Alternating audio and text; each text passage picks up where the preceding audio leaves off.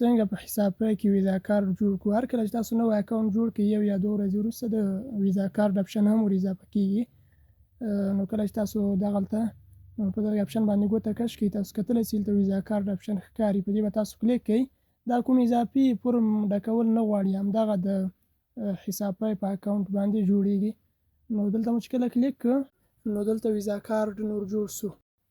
بیا به دغه اپشن راسي، دا د کارت په اپشن په دغه ځای به کلیک کړئ، بیا به هلته په شو ډیټایلز په دې به کلیک کړئ.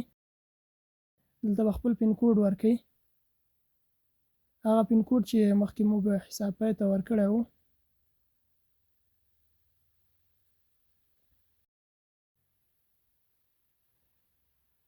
کله مو چې پین کوډ ورکړ تاسو کتلی سئ دلته زموږ ویزا کارت ښکاره سو، نمبر یې دا CVV نمبر ده. تاسو به دغه د ویزا کارت نمبر او دغه CVV نمبر یې دا به له چا سره نه شریکوئ. هر کله چې تاسو پیسې لیږي نو دغه نمبر تاسو نه غواړي تاسو ته پیسې بغیر له دې لیږلی سي.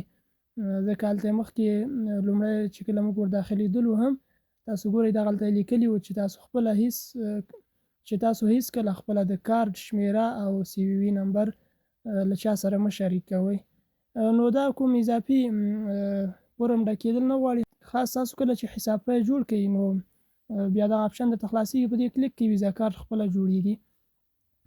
یو بله خبره چې کله تاسو په خپل حساب پای کې پیسې ونه لرئ، بیلانس یعنې صفر وي، نو تاسو نسئ کولی خپل دغه د ویزا کارت نمبر او دغه CVV نمبر وګورئ، نو تاسو سم کارت یې نسئ اخیستلی. هغه وخت کې اخیستلی سئ چې کله تاسو خپل ویزا کارت کې یو څه پیسې ور اضافه کړئ.